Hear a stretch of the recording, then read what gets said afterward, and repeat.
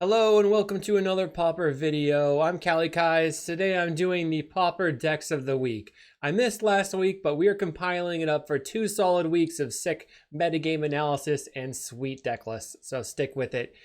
If you're interested in sideboard guides, that's all on patreon.com/Kalikaiz, and you can get early access to videos with the YouTube membership by hitting the join button down below. Also make sure to like and subscribe, and don't forget to sign up for the inaugural Upstate New York Pauper Open, which is happening. Or no, I'm sorry. It wasn't the inaugural. It's the second Upstate New York Pauper Open, and that's happening on August 9th in Rochester, New York, happening at a brewery, which is going to be pretty fun for us of legal drinking age. If you're not, you still get a soda included. There'll be food. It's going to be sweet. It's a 64-player cap, which will give you $1,500 in cash prizes if we cap. So hopefully we will if you sign up. I'll see you there. All right, let's get into the metagame stuff. So the first week was June 24th to July 30th. That's a Tuesday to a Monday. We saw Mono Red at almost 20% in the metagame, followed by Mono Blue Terror, then Madness Burn, then White Weenie, then Elves. On the next, also with a 181 total trophies for the week, and the Mono Red was split. We had 36% Red Madness Burn, about 40%, just under 40% of Rally Burn, which is the go wide version, and then 24% of Pinger Burn. Now on the next week, July 1st through the 7th, we had 21.5% Mono Red, then Mono Blue Terror coming in second at 8.7, Elves at 7.6, a slightly lower trophy count of 172, but an extremely higher Red Madness Burn count at 70% of those trophies of 27 total. That means that, like I said before, Mono Red Madness Burn is definitely the best Mono Red deck. I think the deck is crazy explosive. It can kill you from out of nowhere, and it's super fun. So if you haven't seen the videos, they're all over my channel trying to figure that deck out. The rest of the week was, not too much. There's Arcane Tide and Spy combo with 5 trophies in one day. And also a new version of Spy. We saw 5-land Spy made by Giorgio Combo. Another player took the Walls hybrid Spy Elves and hybrid Spy and made a new version of Black-Green Spy, which we'll cover at the end of this deck list discussion. So let's get into the decks. What was going on? So we have a Tron here. So this is Jun Tron, if you haven't seen it. This is something that Giorgio Combo also was pushing, and it sort of is the same as the mono black Tron from before. It's just relying on playing a controlled game with cast down or Krark-Clan Shaman to destroy your opponent's creatures, also Crypt Rats to wipe the board, winning the game with Pact All Terror in this version, and then you have 4 Fangren Marauders to just get way out of range of those burn decks. The next deck was Poison Storm by Cosmic Charles. Now this version of Poison Storm is playing 0 Everflowing Chalice and no Lotus Petals. They're playing 17 lands with 4 Thirsting Roots, which is nice because Thirsting Roots gives you a lot cheaper of proliferation. So once you do get your Pentad Prism in play, you go off pretty hard. I just posted a video of playing Poison Storm as well, so that should come out or is out already. We've got Teach by Example to duplicate your spells. And then Cosmic Charles mentioned that Merchant Scroll into Focus the Mind is still a 5-mana draw 3, or Merchant Scroll can get other cards in your deck, which makes it neat. Next deck. So this is a Black-Green Tron, Skirnus McWets. So these other players had been playing Black-Green Tron with Eviscerator's Insight in this slot, but they've chosen to play Resentful Revelation, you might not be able to see. It's 1 in a black for a look at the top 3 cards of your library, put 1 of them in your hand and the rest in your graveyard with flashback of 6 in a black. So this player chose to play more of a card selection version of the deck to try and just combo off as soon as possible. But that also makes getting Tron maybe slightly easier. Playing a Night Market, which is a cycle land, kind of sweet. We have a black-green here. So this is a Gardens deck by Orbutoto. And they're playing a really interesting card, Haunted Cadaver. So they're main decking Haunted Cadaver. It says, whenever Haunted Cadaver deals combat damage to a player, you can sacrifice it. If you do, that player discards 3 cards from his or her hand. So it's similar to Okiba Gang Shinobi, but it doesn't require a creature in play. You play it face down for 3 mana and you morph it up for 1 and a black. Otherwise, it's pretty much the black-green Gardens deck that we've been seeing before. This one is labeled Mono Black Sacrifice by QB Turtle, but it is not. This is a basically Mono Black Gardens deck. They're playing Shambling Gas, Pact Altair, Refurbished, trying to win the game with Pact Altair, but they also have Black Mage's Rod as another win condition. 3 Grim Baubles and Blood Fountains to kill things. Ventures in to gain life. That's the new Radiant Fountain. They have a couple gardens, so I call it gardens, and they're also playing some Choking Sands in the sideboard. Not sure, maybe that's just for Tron decks. We found an Is It Theory in the league dumps from the last 2 weeks by MD91, so congrats to them. Interesting thing they have here is they're playing the 8 of Lightning Bolt and Scred, but they're also playing Suplex as a 2 of to deal 3 damage to a creature and exile it or exile an artifact. Like, that's seeing a lot more play recently in these deck dumps, so that's kind of cool. We have a Kilm Fiend by Gersaker11. This player is playing 4 Fiend, 4 Festival Crasher, and 4 of the Rapier.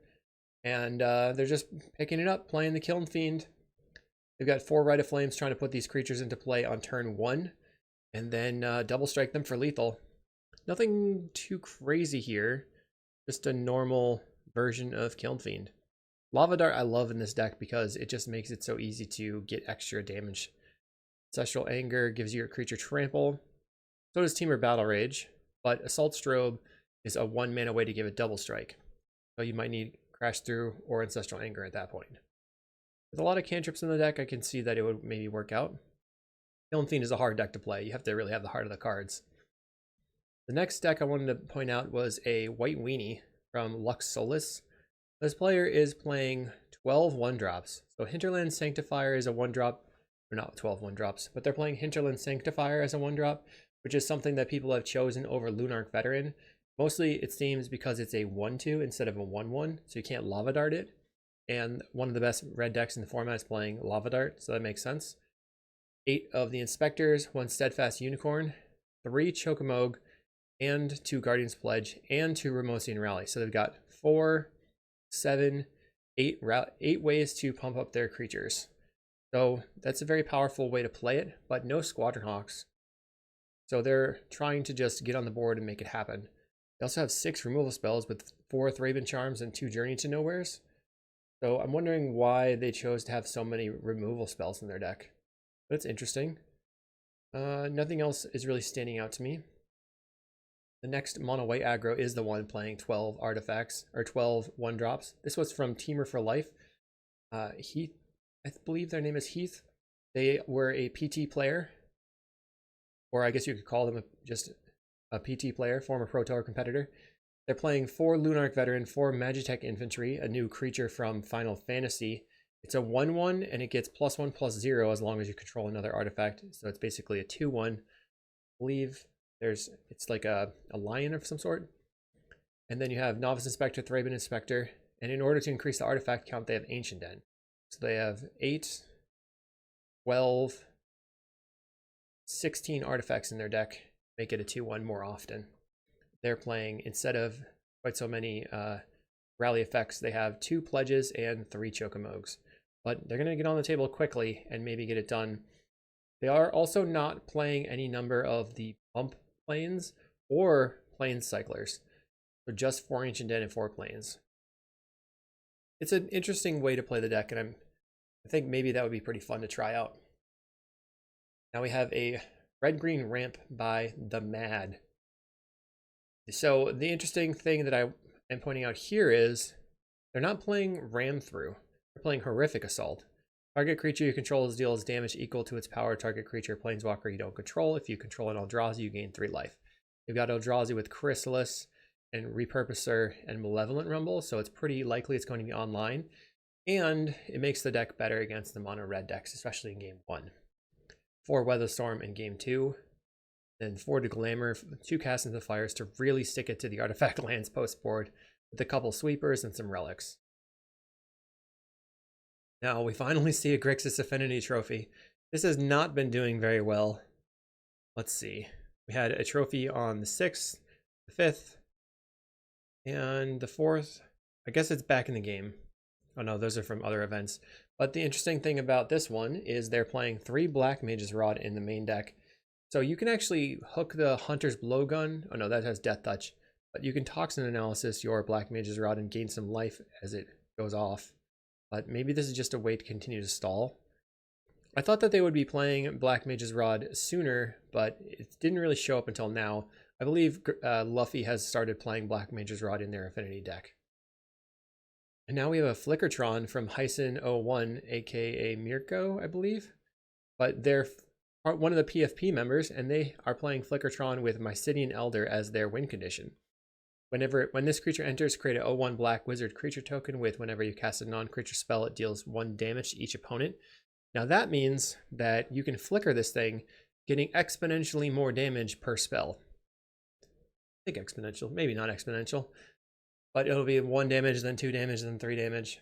Yeah, it just compounds. We'll go compounding damage. That's a neat way to get that done. Of course, you can attack with your Muldrifters, and it's playing a lot of different tech stuff.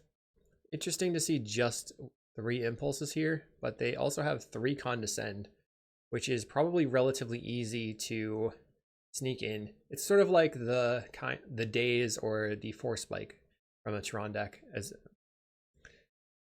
Now we have a Dredge from Natalino91. So this player is playing mono red Dredge, which I thought was why it was worth noticing. 4 Grab the Prize, 4 Fiery Temper. I hadn't seen that in the mono red Dredge previously. They also have a sideboard plan of Brambleworm. It's a 6 and a green 7/6. Reach, trample. When it enters, you gain 5 life. You can also exile it from your graveyard for 2 and a green to gain 5 life. They do have Conduit Pylons to pay that green cost, but I faced a red Dredge player, and they were able to get this back from the graveyard over and over by sacrificing all their creatures, and especially by sacrificing Sneaky Snackers, which will continue to come back. You can kind of loop the Dread Returns back and forth and gain quite a bit of life versus the mono red deck, and maybe help stall a little bit in order to close out the game. Next, we have a Boros Synthesizer from Varashta. Now this player is playing a card that Reese from Casting Commons said might be good in Boros, and that is Red Mage's Rapier. So you can Rapier, I don't know how to. So you can actually Glinhawk pick up this thing, and then if you wanted to, you can attach it to your Glinhawk, do all your just pick stuff up, put stuff down things, and have a really, really powerful creature getting in. This sort of reminds me of how All That Glitters was played in the Boros deck. I don't think it's as good as All That Glitters, of course, but I do think that it is quite powerful. It's something that I'm definitely interested in trying out. 3 more decks to go. So this one we've seen before. It's not like the spiciest thing in the world, but it is quite spicy and pretty strong. The Persistent Petitioners. They have added, there's 11 Petitioners. Got Pawn Prophet, 4 of Sibzig Appraiser, which is sort of a sleight of hand that puts 1 into the graveyard. And they've got 4 Deep Analysis, 4 Knot of the Bone. It seems that when red is good, this deck is good. So if you want to beat the red decks, play this one. There's a lot of ways to block with X3s like Masked Vandal, the Glistener Seer, the Petitioners. These things are, and the Generous End also can help you get value and some life gain. Mind Extraction is a sideboard card that they've chosen to use, but currently Mind Extraction is bugged on Magic Online, so do not do that. Although they're playing Conduit Pylons to be able to cast it, and they have a Woodland Chasm to search up with their Generous End to get their black mana. But Mind Extraction, if you sacrificed a blue creature, would just hose your tied opponent completely, discarding all of their blue cards from their hand. The last 2 decks. So Spy Combo by Ryniel. So this player is playing what looks like a hybrid Walls combo / Spy combo, but it's actually just Spy. There's no way for them to actually combo off with their Walls, but they are playing Gatecreeper Vine, Cerulean Caretaker, Battlement Guardian. Although the main plan is to try and Dread Return your Lotleth Giant after decking yourself with your Balustrade Spy, you can also make a ton of mana. So that's an interesting thing here. Keep saying that, but they only have 5 lands, so they can't actually hard cast a Generous Sentence Troll very often. Though now with so much mana in play, they can. And we saw this deck do very well in Pauper Decks.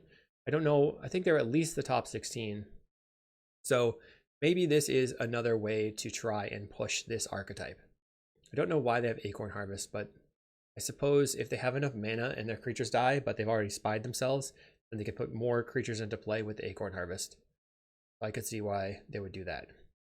Sideboard has Mesmeric Fiends for Tide and the combo decks in general. Spore Frog for, I guess, making sure that they can fog a little bit. Curse Marauder, that's pretty good. Spectre to gain life, and Leah's Disciple to gain life. Scattershot Archer for fairies, and an extra swamp so that they can fight against land destruction or something like Wildfire, and then they can also hardcast their big creatures. Now the spiciest deck of the week, very similar but different. This is labeled Spy combo by Teasdale, but it's really both elves and spy, which is awesome. 4 spies, 1 Dread Return, 1 Lotleth Giant, and the rest is just mono green elves. But they have Elves of the Deep Shadow, which adds black instead of something like Elvish Mystic or Finehorn Elves. Green Seeker says discard a card, search your library for a basic, put it into your hand, then shuffle. Okay. Sogyu gets a land, Generous Ent gets a land. Pretty awesome. So congratulations to Teasdale for getting the 5-0. And I know that he does have this league on video on his channel, which I'll link in the description below. Let me know if I missed anything or what your favorite deck of the week was. Hopefully I'll see you in the next video.